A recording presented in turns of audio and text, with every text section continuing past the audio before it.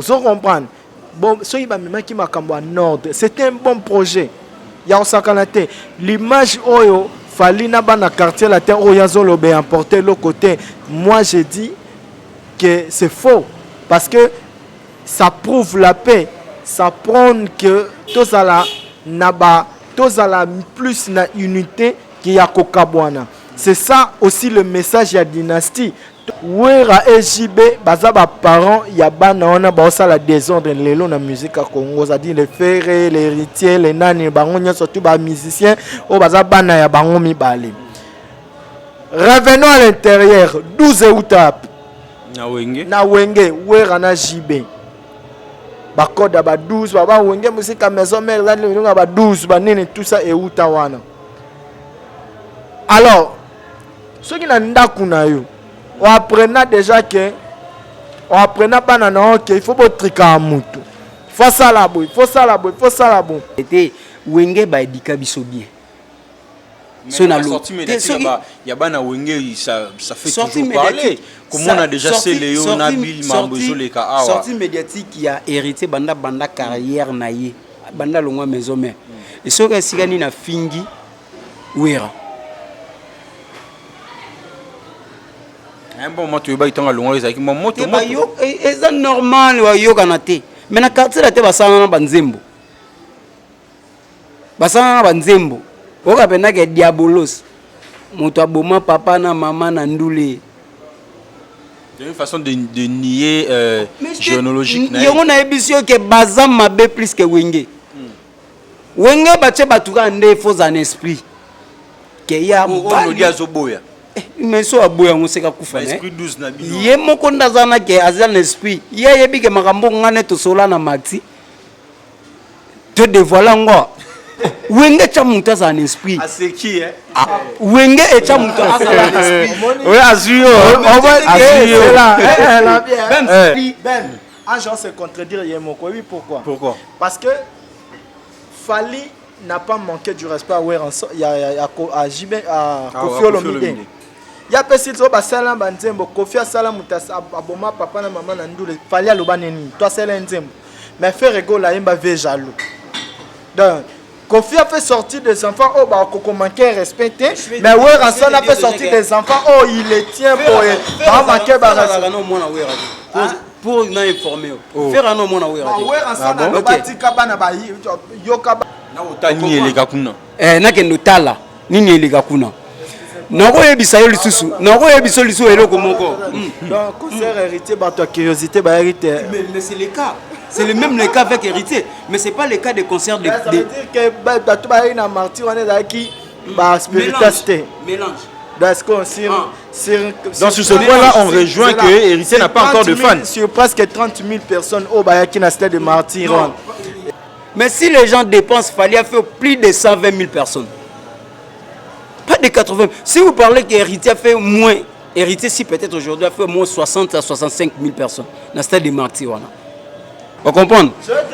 C'est là, c'est un épisode de l'homme. On dit léopard. Attends. Je vais te non, écoute-moi s'il vous plaît. Intérêt. Ça va. Montre-moi, intérêt à pays. Je l'ai dit au départ, ce sont le vendeur, le portateur du drapeau du Congo. Vrai ou faux? N'a pas propre fort na bango. Au moins des héritiers voyageurs qui te fabriquent. Ministère à culture et puis c'est ni différent héritier. Ambassade il y a RDC et contribuer et l'autre côté pour la fabrication. Ni présidence, ni ministre, ni l'autre moko. Tu sais? Obi ke Maraboso loba et Kamusanga fort. Maman nangaye makamto lukoki na Kinshasa yango yo balobi bona poto ba étranger o baza ba congolais ba quinois o ba fana na quinoiserie place kolia et mon ami balobi espace la mente restaurant terrasse barbecue biso na espace la mente cuisine congolaise. Et puis, Bobo Sanate, pour le anniversaire, mariage, collation, réunion, toute conférence, Bobo Sanate, ils sont sous service d'été ezali. En plus, awa, si on consomme 2 bouteilles, 3e bouteille, on consomme moitié prix. Moitié prix. Nous sommes situés sur l'avenue Urbanisme, numéro 4025 bis, quartier Beaumarchais, dans la commune de Barombo. Pour tout contact, plus 243 82 13 35 353. Espace la main, tout est là pour vous. Et moi. Ayuna.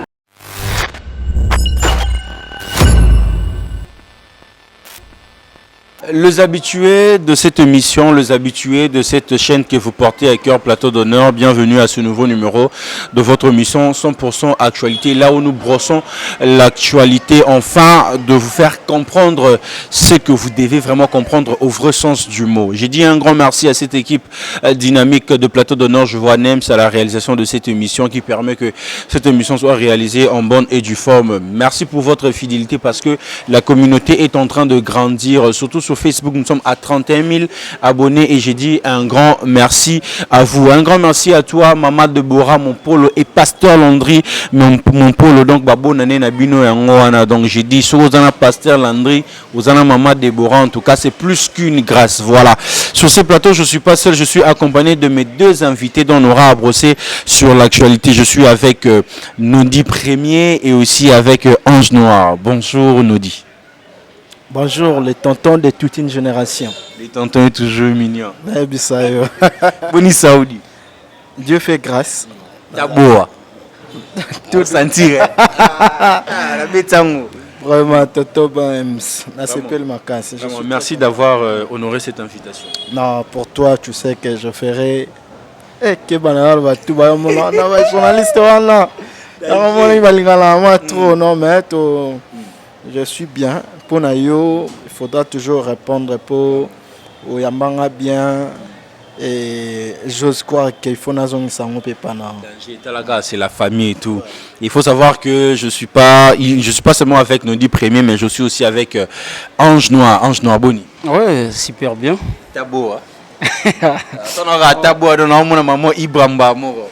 Ouais, ça va très bien. Donc je profite pour présenter souhaiter ma merveille à tout le monde, au Barlanda Bisso, à Nondi Première et à Tonton Bems, donc le tonton le plus mignon. Ouais, voilà. Le plus mignon. Le tonton de toute une génération, le tonton le plus mignon que vos petits copains. Vos petits copains.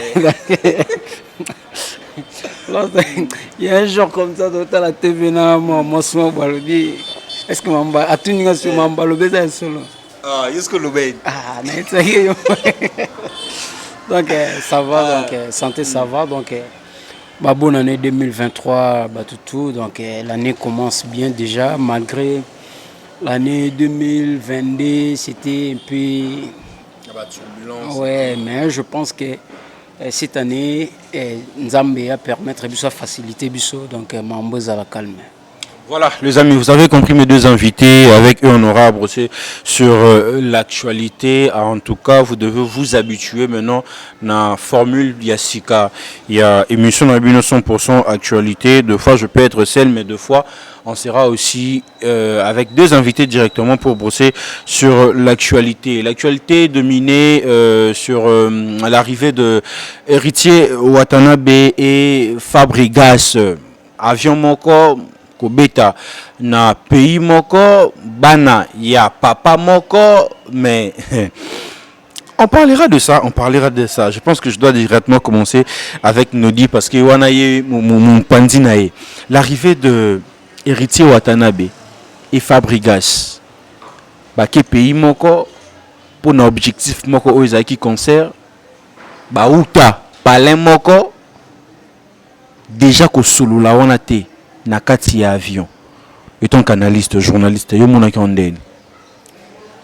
bonjour, merci. Merci vraiment, Tonton Bems.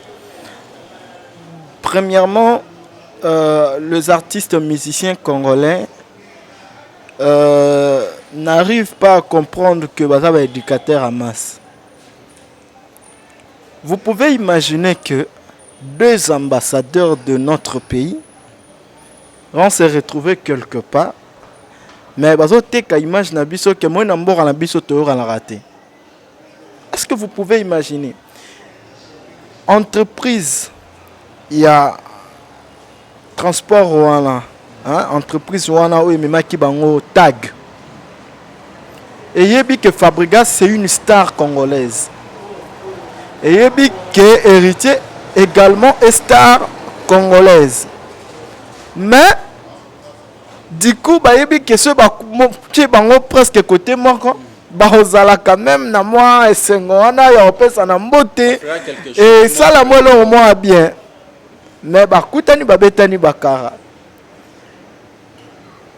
Héritier kuta Fabregas sa fin na kati. Fabregas a matin avant Héritier. Et habite sur Héritier c'est là qui âge pour en réalité Héritier za mukola Fabregas. Na habite sur c'est là qui âge mais à mon aki quand même Fabregas azalaki na kati. Donc muto akuta ka mutu mutaya wa banda mbote. C'est Héritier mutabeti Fabregas kara. Bon, Héritier tu es bélier pour na côté intelligent nae. Pensez-vous que Torozala content? Ya mona bana pour Héritier nga mibengara âme d'esprit a chomo boy. Aya papa si Fabregas mbote maestro nenge Héritier yebi maestro. Je ne pense pas que Héritier tient maestro mbote boy maestro boy. Je ne pense pas, même si ba problème on nenge. À respecter Héritier d'abord pour ça mbiaka na nenga cop pour Héritier za mbiaka ya Fabregas na cop na nenga ndule Fabregas tolongo la casquette pour Héritier watanabe falongo la soki apesa ngimbo de faible na longo la casquette na bina nenga ndule za langagement na utiliser qu'il faut respecter à Fabregas et faut respecter à Héritier pour na Héritier za doyen na cop. Comprenez? Mais cela ne tient que Héritier Koutile qui n'a été petit ya membre à des collègues.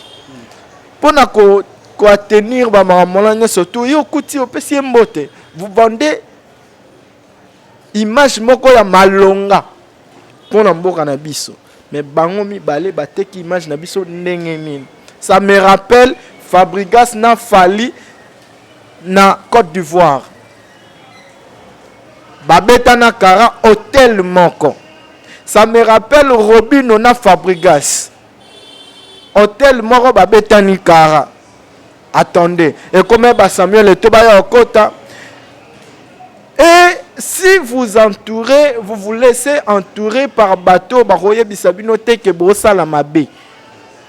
Mon frère Okeli Bosote, je suis très déçu.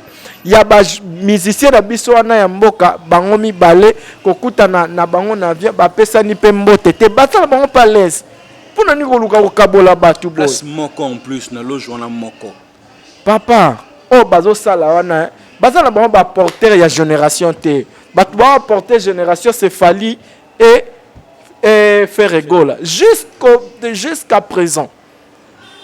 Ba porteur ya génération bazalaka mi balé zarater au 4 porteurs ya génération. Il y a pas une génération Fabregas et Héritier ils sont pas de même génération. Héritier est sorti très bien avant que Fabregas. Dans course wana ya génération ya ba Héritier et dans Héritier temta memango c'est Fali et Ferregola. Du coup oh bon ça là wana écoute et souka nango ka la bosse ngala bino ba pardon. Vous avez vendu une mauvaise image yamboka to sepeli na biso te biso bato to linga kimia to sepeli na biso nangote. J'aime Héritier, j'aime Fabregas comme étant artiste musicien na biso so na ba noema banzemo na bango to so to kutena bango to yambana na ndenga bien mais je t'ai pas content ya mona bango et puis bon ça non j'étais très déçu. Oh ça là qui vidéo Mouton héritier, hein, moni. Héritier à spiritas, batuno pe faut pas côté esprit mon robot. Au filmer vidéo, on filmer payer te bon ça ma comme na bilo. Bon filmer quand il a ça que Fabregas pas aí pembe na la tebete kara. Oh là. Parce que on a mambo filmer ne bande kana kata avion te zaki déjà na pied avion. Wala ndé na monité. Bo ingala zara Alors, on a habitude dans le bas, on a moni. Comme ça, on va analyser sur ça. Pour moi, mon père natal, le visuel, c'est de la communication. Alors réfléchir na ndenge nae. Vous comprenez? Mona mutu muso Joana Totosko la charabo. Mais ayebite loro nini yango sinwane la kisi. Dans mutu ayebi communication sociale on comprendre que Joana salabo ça veut dire comme ça dans na le sarate na avec le téléphone mona. Après je réfléchis sur ça. Dans ngala sepele na ngate na ba kara ba betanywana c'est vendre une mauvaise image ya nini ya mboka. Ange Noir, 2 éducateurs Yamas se retrouver place Moroboué. Ok, destination Moko, pour na cop Moko. Est-ce qu'il a fallu que ça se passe na Ndengewana vraiment? Bon, on a dévolé. On a dévolé. Na humanisme, na sens ya kibomoto. Ndenge nondia utolo bawana ke. Héritier Fabregas, héritier Aza aîné. Et pas Fabregas. Mais du moins, peut-être, Moutou a coûté Moutou, mais après ça raton, M. Moutou Mbote. Ou on a qui est dans le sens de Moutou. Tu as la BRR de part et d'autre. Mais ce qui est sur dans Zongi, sur le plan musical, moi je vais trouver ça normal. Je vais trouver ça normal, pourquoi? Parce que c'est déjà héritier et Fabregas ces derniers temps, tendance à bien te. Zoyo Kanati, Yo Kanarati. Tu vois, il y a quelqu'un qui bana papa moko bazo kende cop moko mutna mutake cop na ye et puis ba ke cop wana bazo weli la Ba wela cop wana ba weli la mutna muta kende pour gagner do ba kete ke pour ba ke o teto zwato kabulate mutna mutake ko luka a gagner. Non, ça n'a rien à voir sur toute ma musique. Pour moi, j'ai trouvé ça normal. La musique, il faut peine qu'il ne bongo. Il faut peine qu'il ne bongo. Il fallait qu'on filme pour fabriquer ça mon. Non, mais c'est il y a un sens, vrai sens. Il y a polémique, il y a musique, il y a un vrai sens peut-être, il y a actualité. Si c'était pas le cas aujourd'hui, on ne doit pas parler de ça. Sur les films qui ont été, ceux qui pètent tout le monde qui ont été. Il y a les cas inaperçus. Il y a les cas inaperçus. Mais ça a donné peut-être Fox na bata Fabregas va démontrer que bisope tout ça. Parce que Pierre c'est pas la kisake bisope tout ça. Et prévané bazaki na bakindaki Luanda. Mutamula kiko sala. Et ça qui va date Hollande na. Le jour Fabregas avait livré à Atlantico héritier Zaki na barbecue. Maintenant héritier fait un concert. Tu vois donc mutakendaki teke aye ko la muninga mawate soto sisi awa bisope to kendo soutenir té. Mais ndenge ne babi ne pina héritier za muta spiritas muta esprit. Nenga kota ki wana pe anga pe maestro ndenge ni te wana est esprit. Esprit déjà moi je veux dire que la personne où ngane to coopérater atana monio bozo dindana na ba kanga non assistance à personne en danger na kozote ke ngano to solati na kozonde. Mais vous pensez pas que l'eau qu'on est créé sous et si moi guerre moi pique mon boulot parce que déjà na pied avion bandait déjà qu'on filmer Fabregas. Mais c'est bien. Et donc ça Fabregas dans l'actualité. Aussi on t'a Fabregas ça tobeta gens mon mon déjà les gens en pifo. Mais on a ebisio ezamoko ou donc Fabregas dans l'actualité. C'est bien. Guerre musique c'est comme ça. C'est comme ça, c'est bon comme ça. Bon on les aura bien. Au moni les jours où musique a wengé comment faible. Ezam koloji bena wera ba yokanaka. De kabola maka. Ende basila. Ne pena que ça que ba kita. Jiba fait sortir l'album comme ça. Ceux qui bazaka na polémique Jibena wera. Na habité ceux qui ba fali ba faire ba hériter ba ngi baza en espace. Réconciliation Jibena wera. Et bomi musique. Réconciliation ya Kofi na waze quoi. Kofi bimisi, waze quoi bimisi. Ça dit à quoi? Musique est tambola kabongote. Musique ici a des randos et ça non randos. Musique na biso bini zabina ke faut rando za polémique wana. Musique na biso raté. Musique nyonso. Musique nyonso mona ka bienvenue fenyo na ba roga bando kanté. Au mona Nouvel Horizon na extra musica so ye na Côte d'Ivoire au mona ke mewe na ba Rafat ça y na tendance. Mais pourquoi tu la loyauté mais na humanisme ne no dialobi. Et tout ça doit pas humain que tout coûte na biso boy banini mais na quatre cop ne pina to mimi ngo pina C'est pour cela qu'on a tout sur on a dévolé. On a volé on a tout déjà moni baza ba personne publique. Oh place baza qui en a milliers baza qui en a c'est déjà milliers publics. Mais toi mususu oh ezaka na kata ndaku et aba maka mususu. Bon, du moins peut-être une chanson na zanango na fréquenté ba musicien et belé. Na soka tom sous information na bango na kuyoka te. Mais tom sous na na bombo. Et ça ba musicien mususu il y a qu'au dévoiler bah solo là quand même pas atteindre un milieu professionnel atteindre un bon moto boy bah solo là raté et fabrication héritier un milieu pina avec qui bon moto bah benga na raté bah solo là raté bah benga na raté bah solo là raté bah comment na raté il a fallu que ça se passe comme ça et ça au moins bah tout ce qui a ça là bah hypocrisie tout ça là bah donneur de leçons si ça marche pas. Moi, je vais dire, non, comme peut-être flasher le monde. Est-ce que tu sais que ça fait plus de 5 ans où héritier qui t'a maison, mais on a ouvert bâti alors comment la bâti alors sur la mais les gens voyaient comme ça que bah au monde a bah on s'y mon corps comme si on a concert à showbiz où il apparaître. Première apparition dans bango zaka na matanga bah si déjà oh héritier kendaka.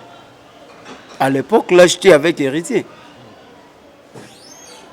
Communication ça l'a quitté. Donc Babylone me surtout tika ko voiler ba phase que non il y a des musiciens autour ça on a ba so la raté. Même na musique même na bo moto bo ata ba kutani we ba oleka. Mais maman mingara mingi na ligne à clan ou ngende esprit wana za. Non, izaka na clan wengeti. Et la plupart penati jusqu'à présent ba problème izaka kaka na clan wenge wana. Ce que la plupart parce que clan wenge et ils occupent au moins 70% de musique congolaise. Donc ce qui vous a bon parce que clan wenge occupent au moins 70% de musique congolaise. Donc yo oza d'accord na mambo Ange Noir à lobby. Deux personnalités publiques en fait, voilà. Na sepeli parce que à rejoindre un côté loba humanisme biso to loba a très bien que baza ba on public qui ba éducateur ya masse to loba bien je sais pas loba mamba musique que na musique ya nini ya pe ya wapi est-ce que musique ça veut dire que bosso la raté musique ça veut dire que faut avoir rando ba pesi au poison tchela muninga. C'est ça la définition de la musique. La définition de la musique, ça là, son nayo, papa est agréable, ben oreille, ya batu, banine, tout ça, bah apprécier, c'est ça. Bon, dans le sens où bah au moins la musique n'a fait qu'un dernier esprit. Il y a langage moko, langage moko, y a quoi applaudir te. Tu vois, et ça langage moko, y a applaudir te. Y a un gars là au baraké, soit moi n'a sa musique na Congo ça te. Oh, point.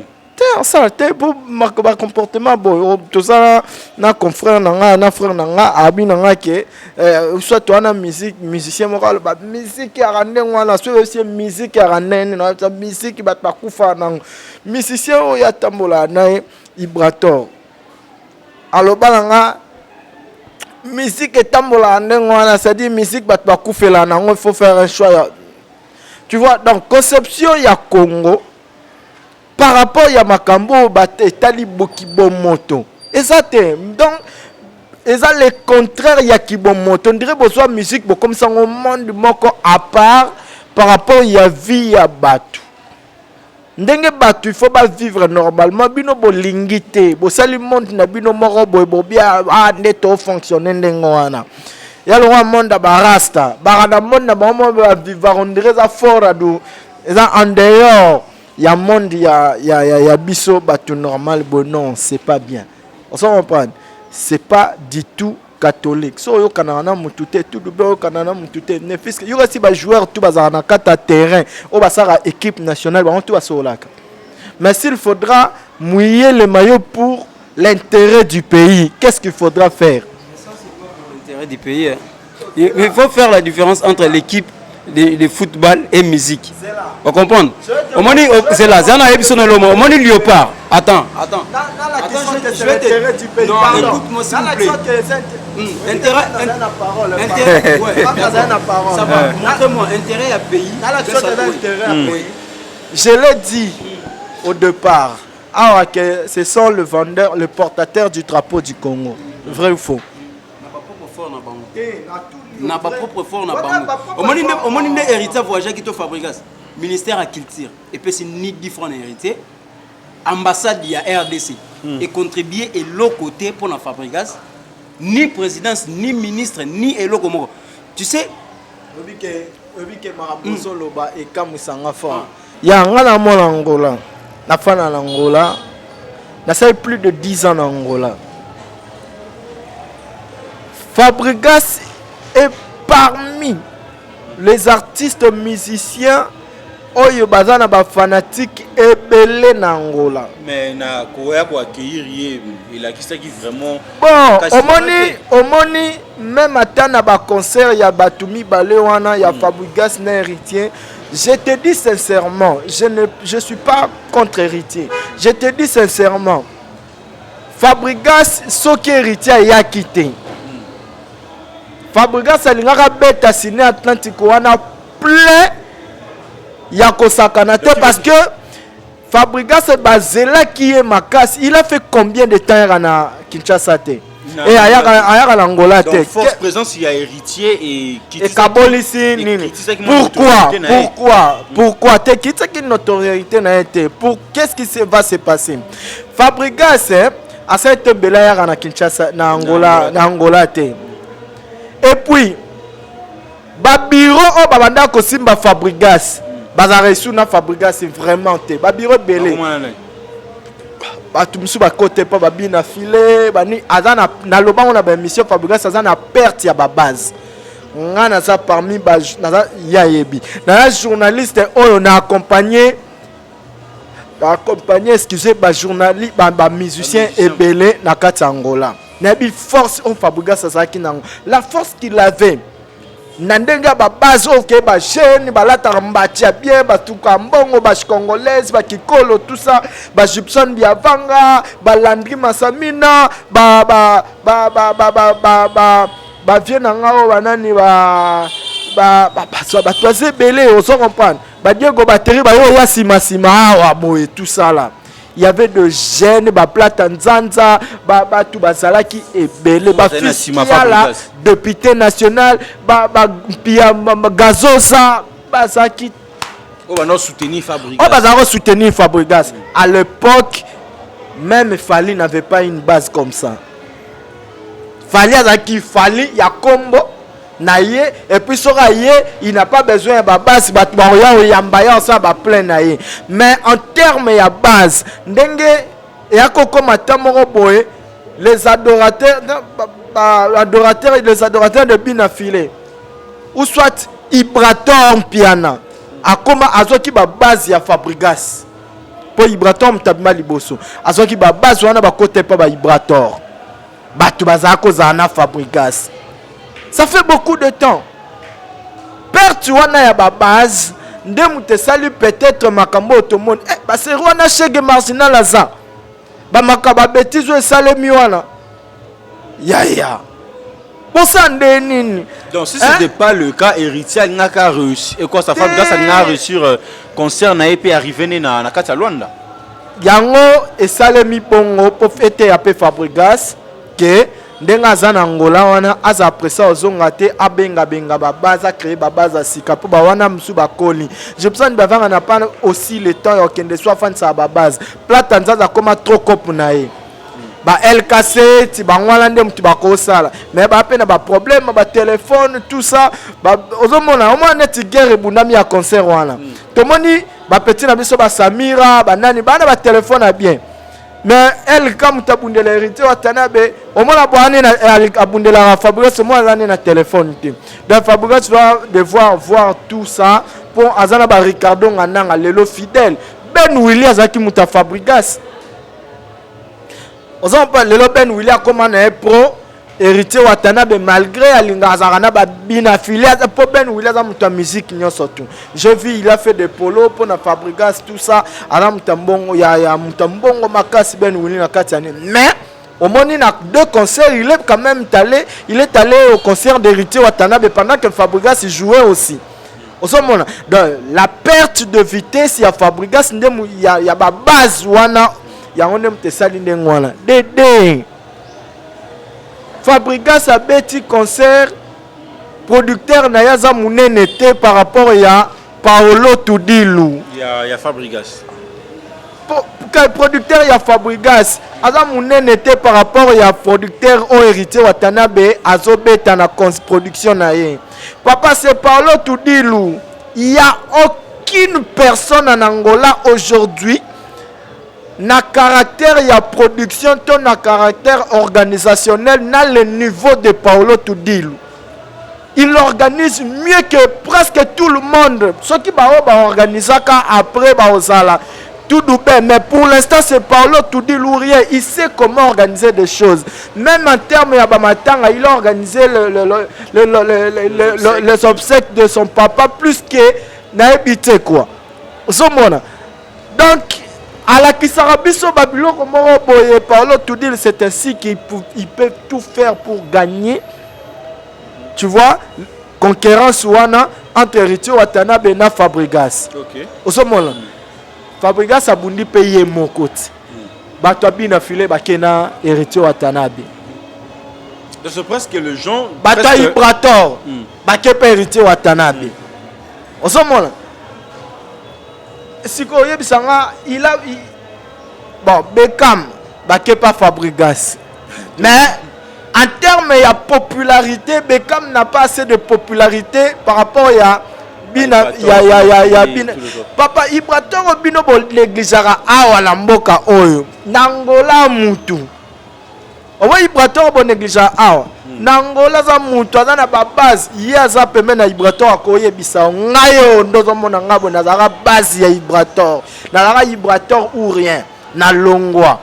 Na longwa parce que na ko comprendre que masalanga na dar joker apesanga concert habité yoza journaliste okoza na Ibrator mais bina filé pas na posa service na yo pour ça ça la musala bien-être comme en Angola il y avait que l'actualité et puis la grande chaîne il y a YouTube c'était moi osomona siko tant où Ibrator o Angola te bosco so actualité za bina filé na qui était pour nani. J'ai fait l'émission avec Bina Filé, Ibrator n'a pas apprécié cela. Yangon a préféré qui Nati Kalandengwana. Ça me choque. Artiste, moi je suis fan de Ibrator Naoyemba.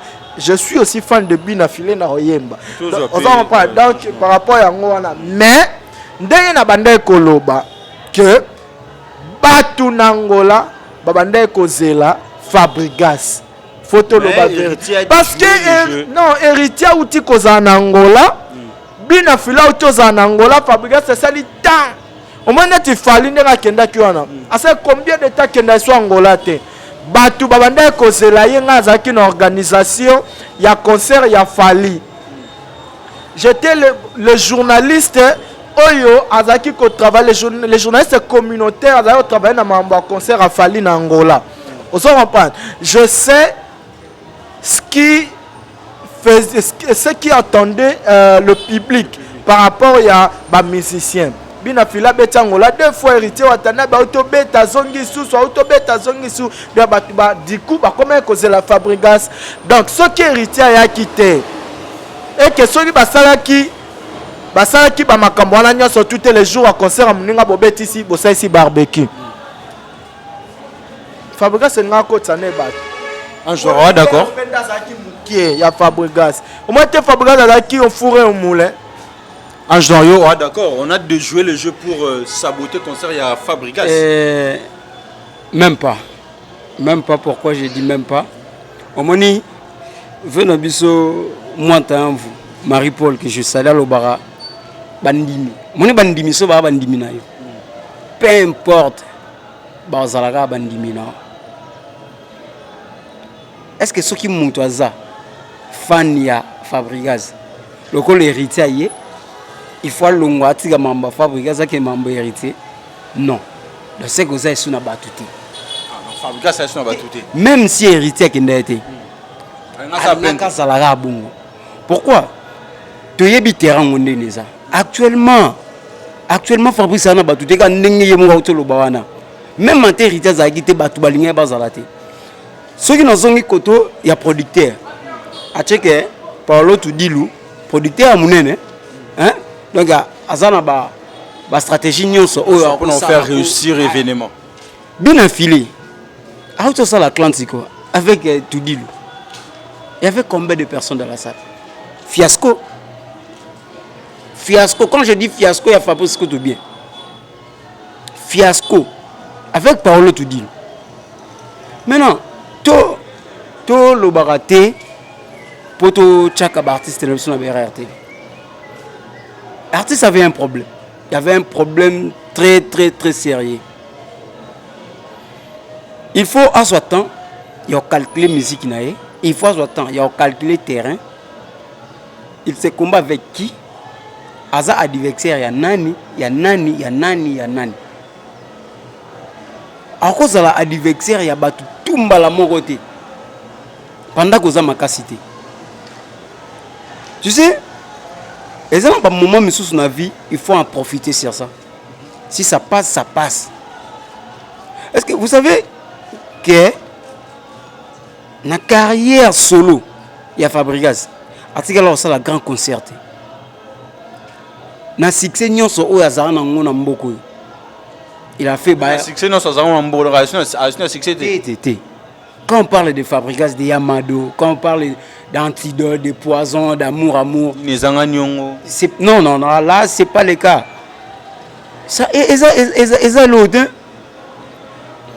Fabregas avec succès, avec disque comme Yamado, il n'a même pas voyagé dans l'orchestre. Il n'a même pas concert à Malunga. Est-ce que vous entendez aujourd'hui, bon, a Fabregas a un grand concert? Non, à Salangote. C'est déjà passé. Et ça, là, nous avons une coïmine, c'est l'embi. Donc, comme bon, on a un posonné, on a un coïmine, force, on a et sauté. Il faut maintenant donner les chances comme ça, bateau, bazoya.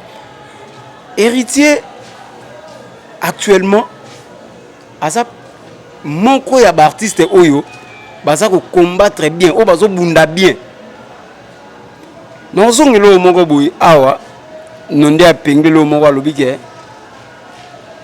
génération Ferré, génération Fali Berry. On contredit rien en haut. Oui, non contredit rien en haut. Parce que moni lelo c'est en matière. Moni lelo héritier na ba fan. Quand on parle des warriors, on parle des Gaulois, on parle des Spiritas. Mais on a dit c'est pas ce qu'on a vécu dans le stade. Peu importe. La place de 80 000 places. Si tu as fait 60 000 ou 50 000 avec l'artiste comme héritier, ce cas on a 50 000 personnes en capitale. C'est bon. Moi je vais lui dire bravo. Avec des albums, 6 ans de carrière, fallait pour pas faire Stade des Martyrs après combien? Après 18 ans ou 17 ans comme ça. Parce qu'il a temps à préparer le concert. C'est pour cela moi je vais te dire une chose. Et ça, on va profiter en anglais. Au moins, la musique, il y a besoin de et ça, la musique, il y a 2022, 2023, tu vas dire à 2020, 21, 22, tu dois en 2023. Et ça, la musique, il y a 2000, 2001, 2002. Pourquoi? On était faible en esprit, premièrement. On était faible en esprit. Il n'y a rien à faire. Tout le monde laver nayo que la musique mais pas le cas aujourd'hui. Pays sont dans la crise. Mututu a vraiment la charge belé na mutu. Mututu a encore lugata c'est pulmonaire tout ça kufa pour la musicienne de tous na maison mère na BCBG. Et tika lozalate. On a dit que c'est Fali maintenant qui a raflé ba fan en alliance aujourd'hui. Omoni na yebi le mongo omoni matira Fali. Ba to atondi ça yango za ba warrior te. Oui. Moi j'en ai déjà ma Ok. Pourquoi je dis ça? Il y a des gens où il y a bata curiosité. Ni les gakuna. Na ke notala ni les gakuna. Nako yebisa yo lisusu. Nako yebisa lisusu eloko moko. Donc concert héritier bato curiosité ba héritier. Mais c'est le cas. C'est le même le cas avec héritier, mais c'est pas le cas des concerts de. Ça veut dire que bato ba na martyr on est là qui ba spiritualité. Mélange. Donc sur ce point-là, on rejoint que Héritier n'a pas encore de fans. Sur presque 30 000 personnes au Bayaki na stade de Martyrs. Et au-delà, je connais bien, je maîtrise bien le stade de Martyrs. Dans le stade de Martyrs, c'est déjà plus de 30 000 personnes. Vous comprenez? C'est Kakaya Martyrs, c'est plus de 30 000 personnes. 80 000 personnes, vous parlez de stade de Martyrs, et ça, c'est un gradin wana, du colo nasi. Mais si les gens dépensent, il fallait faire plus de 120 000 personnes. Pas de 80 000. Si vous parlez qu'Héritier a fait moins, Héritier, si peut-être aujourd'hui, a fait moins 60 à 65 000 personnes dans le stade de Martyrs. Et ça, c'est il y a bonne musique. mais c'est ça le cas. Tu comme on a réseaux sociaux,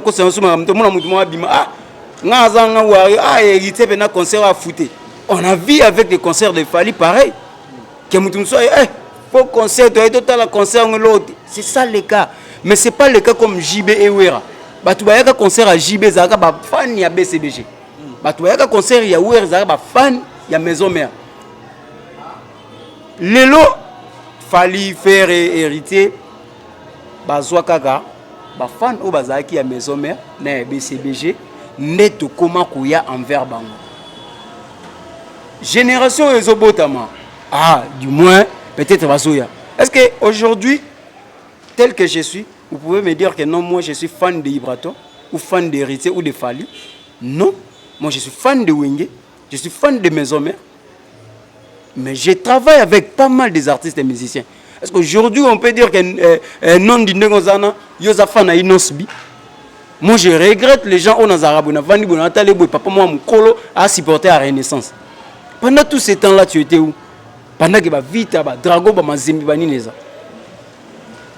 Toro Kende, la casquette, on a été. Les autres, comment on a la bonne musique? Son musique, ça bien, on applaudit. Et puis, na biso bato tom suto yebi kopango. Mais ça na bato musupe ya kendara balo yenge po lingaka mutu na wana lingaka ye bazali. Mais ne dis pas que non, que si Héritier Zalaki na Luanda te Fabrice alingaka salabo. Non. Au contredire, non, contredire, on a tiré qu'à l'épreuve sur na producteur, les mêmes producteurs a fait jouer Binafilé na Luanda, na même salle na Fabrice. Fiasco. Le problème c'est pas le producteur, mais le problème c'est l'artiste. C'est l'artiste. Le problème, c'est l'artiste. Pensez-vous que non, le producteur a eu un bon oignon, a eu un moyen, tout, a eu un carnaval, a eu un mitouka, a eu un artiste comme Gina, a eu un bête menti.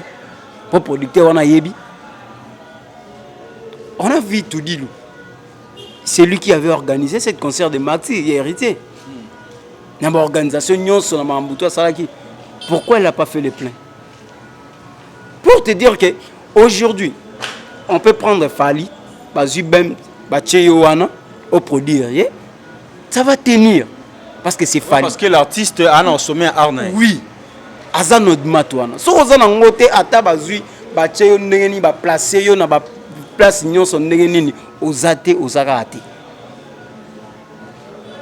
Donc il ne faut pas tout le ko bombisser la rabatu ba makambu so mutu tant na yo za na ngote donc tout évolue na makambu. Mais nathan héritier de tout ningo lo baela que ça que tant héritier zali.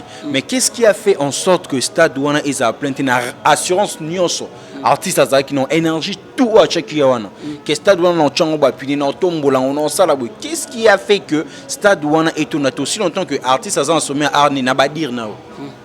Bon déjà pour moi si je peux dire, si j'étais à l'organisation ou si pendant que Nazalaki dans la team, moi je voulais dire que non, déjà premièrement date sur Nazalaki, ils ont daté qu'il fallait concert dans Maxi et puis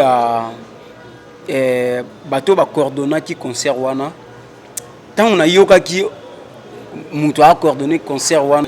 Non, pas Simbate, j'avais des doutes pourquoi Batuto Mutuna no azaki de un wana et a coordonné Makambwana ayebi no terrain te ayebi balabala te moni un terme moko balo migolo balabala mboka na biso donc ayebi no balabala te vous comprenez ayebi balabala te et puis héritier azui concert oyo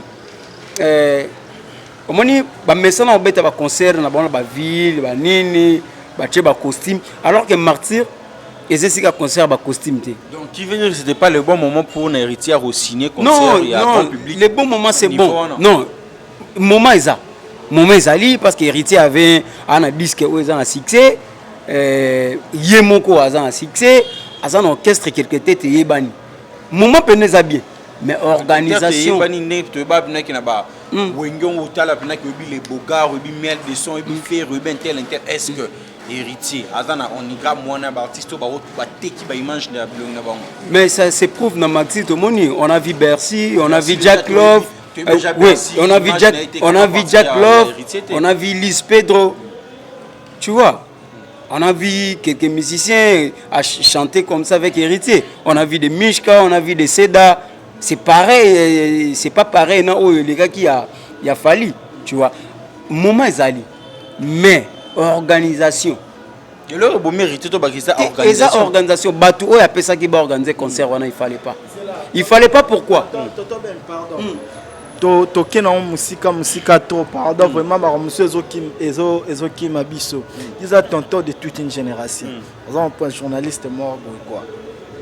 Alobelo moya Fabregas albi soki tant leki au sanora bampiaka. On a regretté fort na Ange Noir. Regretter nani na ba parce que obi jomo ba benga Wizkid. Ouais, Wizkid. Na succès azango actuellement. Actuellement, on ne peut pas parler de Wizkid. Mais je te dis. Mais je te dis. Bon, ça va. Est-ce que on a Wizkid, le roi lobby. On a terme à comparaison. Terme à comparaison. Est-ce qu'on peut parler de Wizkid ou à Burna Boy? Comparer Wizkid ou peut-être Davido? Ou comparer actuellement Ayar Star et Wizkid? Non.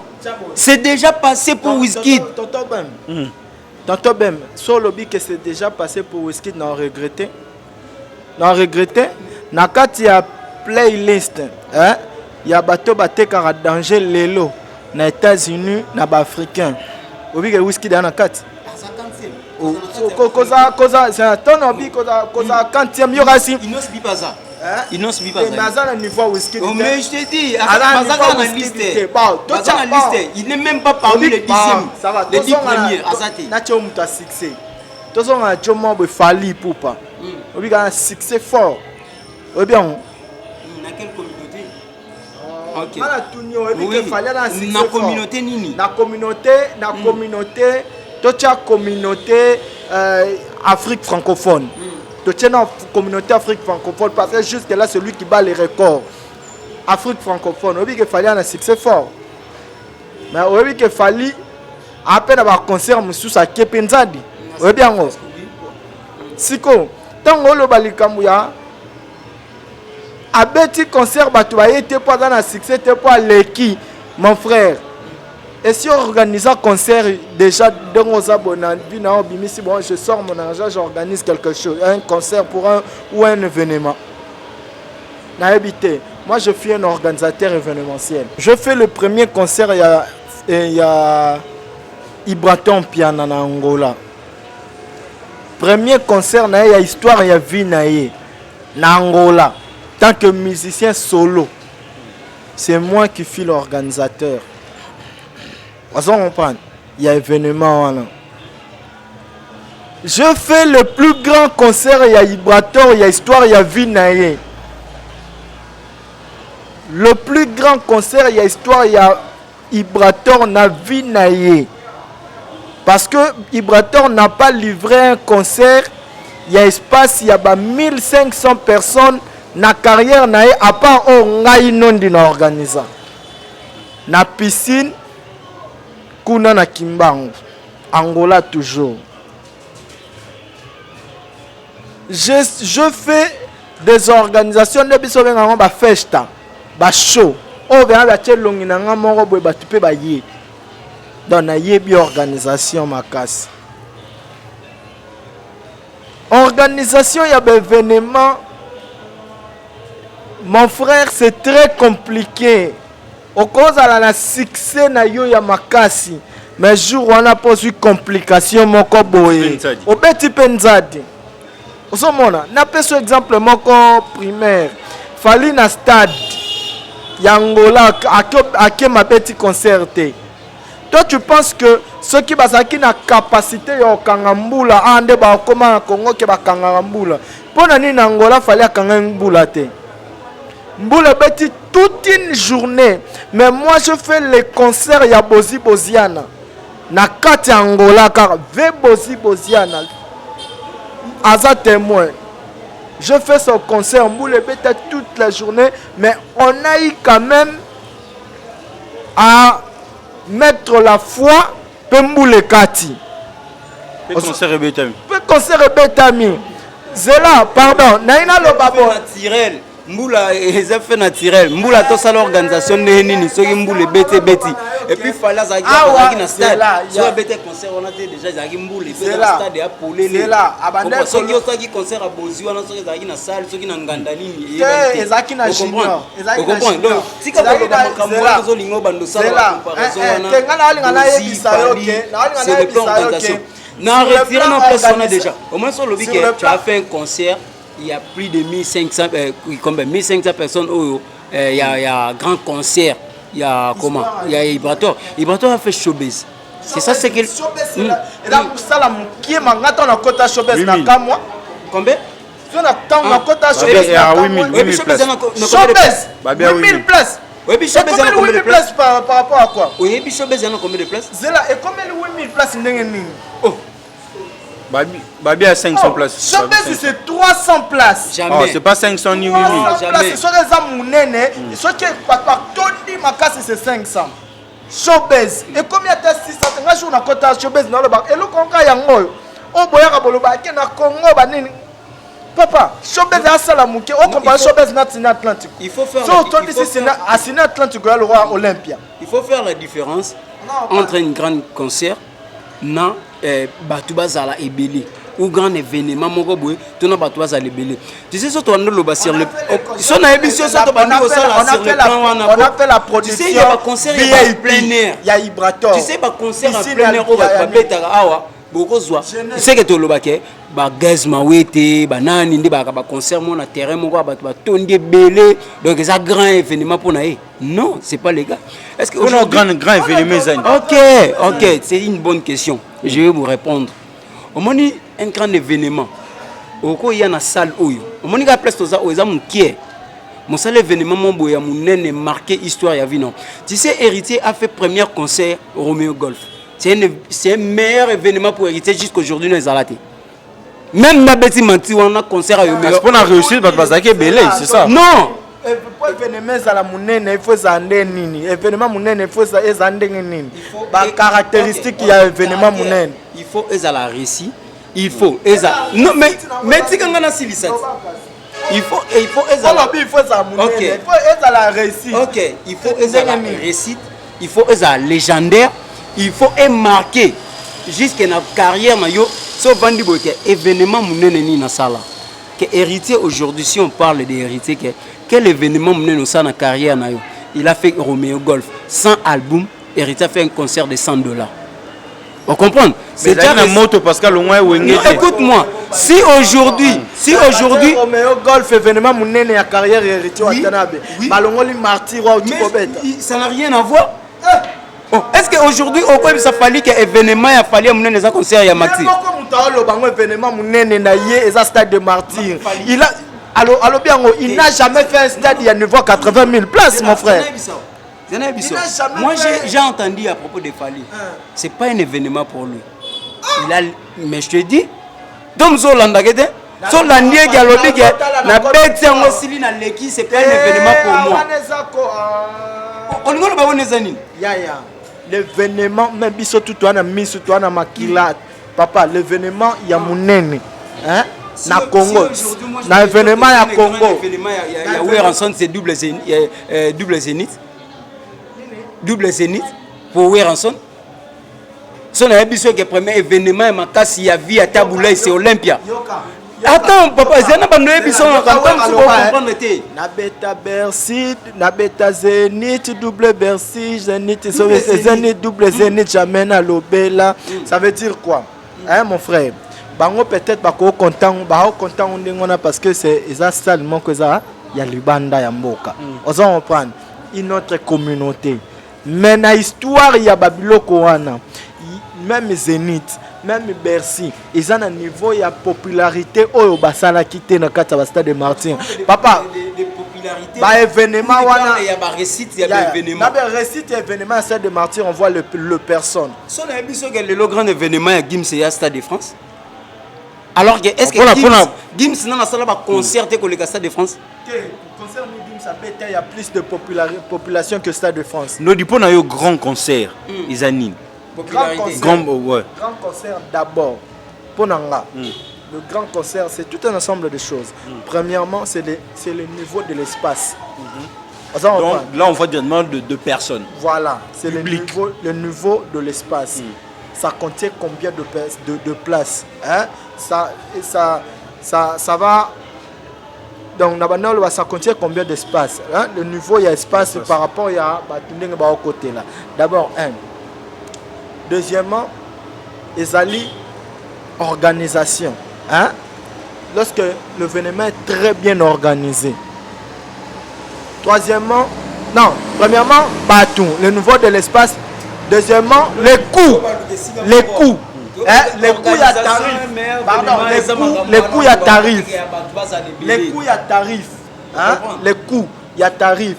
Ça t'a coûté combien pour organiser cet événement? Tu vois?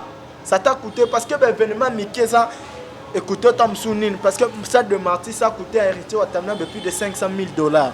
C'est ainsi que mon aïe, comme souper comme un démon boy. Ça a coûté, il fallu plus de 600, 700 quelques mille $. Organisation mounene ba bango yango wana. On a des chiffres pendant qu'on n'a pas de maîtrise, il y a des chiffres au bassin. Non, on a estimé. Non, on a estimé mon frère. Il a dit lors de son intervention dans une conférence de presse, fallait là également dire l'intervention dans une conférence de presse. Plus de 700 quelques mille personnes. Donc c'est déjà ils sont organisés le côté Tikabiso organisateur le Balikambo. Moi je vais te dire que non. Tu peux faire une salle, il y a plus de 10 000 personnes. Autant d'ici, on va foutre 2 000 francs à la porte. À cette salle, il y a 200 personnes. À $200 à la porte, tu as gagné et belé que les gars mouton. Autant d'ici, tu n'as rien gagné. C'est pas ça, voilà, on a eu déjà une grande partie. Il y a actualité sur combat concert et puis Fabregas, héritier et tout. On va entamer sur le deuxième sujet afin de clôturer cet entretien, ces grands débats. Nodi, Lelo na clan Wenge, vous pensez que chapeau, il y a des guerres où Torola Tsango Jibenawer? Oui, moi je dirais oui.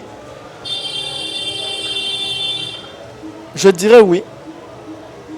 Na plan ni Torola Tisango Bangomi Balé, le casquette wana. Torola Tsabango casquette wana parce que baza ba papa. Moi na azana éducation misato azwaka. Éducation familiale. Ya palais. Il y a parlé éducation yanchique na éducation de la rue. Vous comprenez? Ndesangisaka sala mutu. Oyo sikoyo oyo comme comme personnalité à mutu comme rake yayo atambola bien yangona eza éducation oyo gagnaka entre les trois. Vous comprenez? On a moni na nzela, on a zui na palais et gagner on a moni na nzela. Du coup, so na swaki ya ndaku ya malamu na bimi gagnant na nzela papa na bango atang a kolisa bien, maman na ba parents na ba éduquer bien. Soki na raté éducation ya parler na autant mon éducation nzela, so pe na kutana ki na ba bonne personne te ba éducation nzela vraiment. L'éducation bana bala yango do yana batumso za mwana ndako mais reflète l'éducation des enfants de la rue. Vous comprenez? Yango wana wera EJB baza ba parents ya bana wana ba osala désordre lelo na musique à Congo, ça dit les frères, les héritiers, les nani bango surtout ba musiciens o baza bana ya bango mibale. Revenons à l'intérieur, 12 août na Wenge wera na JB. code ba 12 ba wenge musique à maison mère ba 12 ba nini tout ça et utawana. Alors ceux qui n'ont pas eu, on apprenait déjà que on apprenait pas qu'il faut pas triquer à moutou. Il faut ça la boue, il faut ça la boue, il faut ça la boue. C'est ce que tu as montré à tes enfants. Il faut ça la boue. Il y a le baka que l'esprit wenge est à valeur de na kati ya Congo. Toi applaudis à l'esprit, toi applaudis à l'esprit wenge te. Pour même pas désordre belé. Au moins avec mukolo non mais il faut bouder pour l'esprit wenge.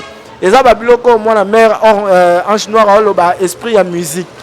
Musique c'est parmi ba bloquer et ça ba critère ba lobela esprit wenge. Donc ça revient à Werana Jibe, ils ont pas éduqué banana bango malamu ke so kutana mukolo pesa mbote. Le respect banini. Au moins on a intervention c'est Léo. Tu vois? Ouais, c'est Léo so tengi sérieux za Jibe za Wera tenga misela yo. Or, et à la moindre moussou, Moukolo a manqué de respect, mais il respecte quand même pour Azam Moukolo. Prenons l'exemple. Fali de pas avoir fallu pour pas à manquer qu'on fait le midété en aucun jour. Quelle que soit la sortie médiatique à Kofi. Sortie médiatique à Kofi.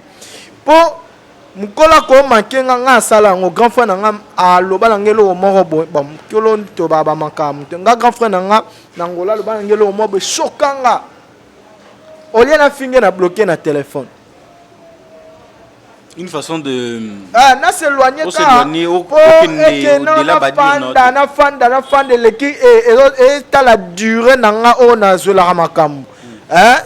so ina senti que na se défouler na komi bien na ko fungola to ko bengana et puis moi circonstance mob mais na ko éviter na manquer c'est ce qu'il fallait faire ça fait preuve ya éducation à Zoala au monde donc yango zo mona ke ban ebele ya quartier la te ba na difficulté ya manquer ba mikolo ba respect ba na difficulté ya manquer c'est mieux aussi longtemps il mange à Kofi de tekamaku mabe papa. Sur le plan organisationnel, même sur le plan administratif, c'était par rapport à quartier latin. Sur le plan administratif, so tal vient que il fallait même la organisation na ndoule, bureau na tout ça. Aucun artiste sortant du Wenge ndemutu a même la makamundenge wana. Donc, désordre wala nyoso tout. Et ça nango ba 20 sonne na banane mutu. Ba créer ba biloko na. Ange noyo d'accord nango que lelo. Chapeau na to la tsango jibe na wera. Mona wale to za d'accord tena nondi. To za d'accord parce que no dia pesti pena ba argument solide pour naï. C'est bon. C'est bon selon ba dire naï. Selon ba dire naï. Tu sais, à Pengla qui est au monde, ils ont bien en débit naï. Tout ça, l'éducation en dakou, l'école, l'ibanda, la église père, bateau va comment qui est l'église wana, parce qu'on appelle l'éducation wana. Bateau va comment qui est l'église. Ok. Si on a un lobelo mon quoi, mon net moto yo, a coufé la baboti, parce qu'il y a un bal de père na koufaki. Ati maman azini. Toi maman botier, maman passenine akufi. Éducation est déjà dans ndako ezate. Donc c'est ka ko luka ngo sikoyo libanda l'école. Vous comprenez? Bato ba bima na banzela, bazwa ba éducation ndenge mo boye.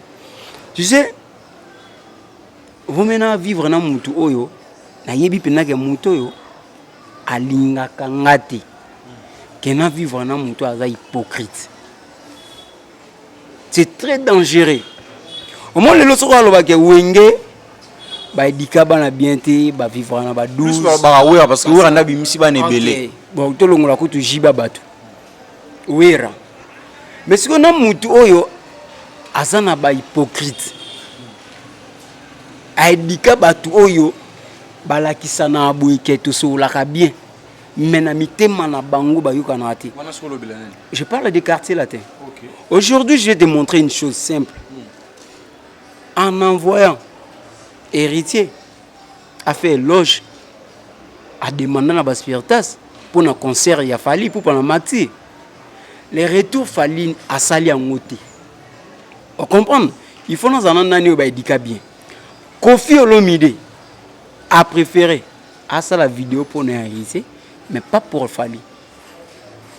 Si on a besoin pour une éducation, ok, tu soignes, tu as bandé, tu es banni. Il y a la soigne sur ton bundi, n'a pas to ba ennemi silence. Moi, je ne vais pas dire que nous condamné qui était Wenge ba éducation bien. Mais la sortie médiatique, il y a pas Wenge, ça fait toujours parler. Comme on a déjà fait Léo Nabil Mambozo les cas. Sortie médiatique qui a hérité banda carrière naïe, banda longa maison mère. Et ce que si gani na fingi ouera. Un bon moment tu vas y tanga longa ezaki mon moto. C'est normal wa yo kanate. Mais na quartier la te basana na banzembo. Basana na banzembo. Oka pena ke diabolos. Moto aboma papa na maman na ndule. C'est une façon de nier généalogique. Il y a une émission qui est basée mabe plus que Wenge. Wenge bache batuka nde faux en esprit. Que ya on dit azoboya. Mais so aboya ngoseka kufa ne. Esprit 12 na bino. Ye moko ndazana ke azan esprit. Ye yebi ke makambo ngane to sola na maxi. Te dévoiler ngo.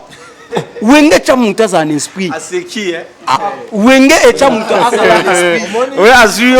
On va c'est là. Elle a bien. Wenge, c'est grâce à Wenge que nous sommes aujourd'hui au Toza. Que même si Naza Bouye, Aza journaliste, Simbara Micro, c'est grâce à Wenge. Non, ni tout ce que tu es en train de faire dans la génération, non, c'est grâce à Wenge.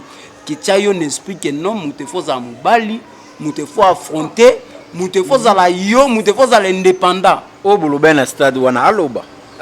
Au boulot ben à stade. C'est là, c'est là. Quel est le nom de Tika Ibrator au comment indépendant? C'est grâce à Wenge. Pour aux un esprit wana obino bobo ya 12 wana qui est 12. Vous comprenez? Condamner Wenge. Je sais pas que na mono kwa Azio hein. Non, mais non, est-ce que tu sais même que fallait mon gars quartier la tema Wenge. Ça wana mamutobe teza lisolo te ya wana goût ya musique. Mon frère, il y a makambu nyonso. yoka te ange. Makambu nyonso ya musique goût nango za Wenge. Que basomba ba bituka ba voyagaka ba kenda ba photo musicien longa voyou se contredire ko ya pe pa na bino abali. Ben, ange on se contredire yemoko. Oui, pourquoi? Pourquoi? Parce que Fali n'a pas manqué du respect à Weranson, à Jibé, à Kofi Olomide. Il y a personne qui a salam banzembo, Kofi a salam mutas aboma papa na maman na ndule. Fali a lobaneni, toi c'est l'enzembo. Mais fait rigolo là, il m'a fait jaloux. Donc Kofi a fait sortir des enfants, oh bah Koko manquait respecté. Mais Weranson a fait sortir des enfants, oh il les tient pour pas manquer respect. Pour m'informer. Faire un homme à Weranson batika bana ba yoka bana ndenge ba yemba yoka kolela ya bana faire rigolo faisait partie ya bana ba onda yemba ba faire rigolo Weranson a fait sortir des celles au batenar ba propos déroutantes par rapport ya face à nous ya torokota na internet torokota na internet to mona ndenge Weranson ndenge celle yo a régla 20 tonnes. D'ailleurs, c'est le régla 20 tonnes. Tout le monde a souka. Bah image ça. Yamabe ya kosaka ko bukanate. Eza. Aya ya ngala landa obinga na parmi ba Sigidor qui a Céléo c'est le Nabil Kinton Nalandi Bill Kinton. Nalandi Bill Kinton. Eza na elo monko boinga na yebisa Ferré. C'est un artiste et musicien congolais, bourré de talent, à Yebi Kopne en Salak. Mais du moins, pour nous avons Ferré à perdre des repères. À perdre des repères. Il y a quoi Lukaka qui est loco qui a Luga Baselio, JDT, Serge Mabiala. Il fallait pas. Faire l'embino. Aussi, en tant Bill Clinton dans le lobby que sur Lukara 5 sabatani, on se fait ça pour se concurrencer na Fali. Si au moins si que wana place buzoba na ebimi faire l'embino un orchestre naït un orchestre fait un succès collégaji JDT, koleka Bill, koleka Célio, koleka batu nyonso o azana ba. Ça c'est un succès au Gabon, mais pourquoi recourir qu'à faire bas? Yango kasi on a biso eza buzoba. Eza buzoba à perdre repère na yi. Asa mutu monte ke akende ko sala eloko wana lukia sala wana soki dynastie wana soki ni. Et raison pour laquelle tant il fallait sala ngona maxi a porter na ngo fallait rien. Yo luka ba Gibson banani batu basila na bango kala botika bomba kundana ba kufa na bango ko sekwisa bango te. Je suis pas d'accord avec Yé Poto Chité, les solo wana. Poto Chité. Faire égola, Bill Clinton ou rien, faire et reste, faire égola. Ou rien, faire et reste, faire égola. C'est Léo, Bill Clinton, bazaba grand artiste et un beau cannabiso. Ils vont amener la force, la dynastie wana. Et puis c'était un bon projet. Sauf que Zaka n'a pas désordre, oh, ils entrent, bango na wenge. Ndemutu et comme ba accomplissement nango ezozala na moi passe mingi. Vous comprenez? Bon, soyi ba mimaki makambo en ordre. C'était un bon projet. Ya osakanate l'image oyo fali na ba na quartier latin oyazolo be importer le côté. Moi je dis que c'est faux parce que ça prouve la paix. Ça prône que tozala naba tozala plus na unité qui a Kokabwana. C'est ça aussi le message de la dynastie. Je pense que Ferrego avait bien pensé à Osangi Sabande Kwana surtout. Donc, Bill Clinton a longwa j'ose croire que dynastie et Ozalakaka parmi les meilleurs albums et Kobima et courage na Ferrego la Marambouane et que de bien moi non dit premier je ferai partie ya bateau ba ça la marketing peu publicité ya dynastie wana ndenge to sala ya fali ya formule 7 na bandi na nte ndenge to sala projet ya 007 motona tembe ozo pa ndenge to sala ya maestro ndenge to sala ya artiste musicien surtout. Donc le bon projet à réunir featuring et mémora toujours propulsion ya makambu ya culture ozo comprendre oya zolo bana akoli na wenge rando na rando yango ndo mona zoke na makambu surtout na rando ba makambo ifo ezala vrai yi bango bana wenge ba mona ba makambo ya ngana koli na hip hop ngana koli na ngana rap na koli na makambo wana te olobake esprit wana ya musique wala na zwango na wenge Ange Noir, mot de la fin aussi ça. Ouais, donc pour moi c'est que je peux dire que ça que en dynastie pour moi pour nous conclure pour nous aussi Lilo et na bi que tombe surtout mais un peu ko balon la prochaine fois mais pour aussi ça non donc déjà pour moi conseil on a encore peut s'affaire ce que silito silaté c'est le moment abimisango des risques et on perdre la tête nous na livre les autres et puis ce que ça que projet bien pour nous faire et pour nous réussir il y a un autre projet bien pour nous réussir parce que faire égale avait réussir maman nangaye makambo de luka kina kishasa yangoyo balobi bona poto ba étranger o baza ba congolais ba quinois o ba fana na quinoiserie place Rolia et mon ami balobi espace la mente restaurant terrasse barbecue biso on espace la mente cuisine congolaise et puis bobo sanate pour le anniversaire mariage collation réunion toute conférence bobo sanate les sous service d'été et zali en plus awa ce consomme deux bouteilles troisième bouteille au consomme moitié prix Nous sommes situés sur l'avenue Urbanisme numéro 4025 bis quartier Beaumarchais dans la commune de Barombo. Pour tout contact plus 243 82 13 35 353. Espace la main, tout est là pour vous et moi. Ayuna.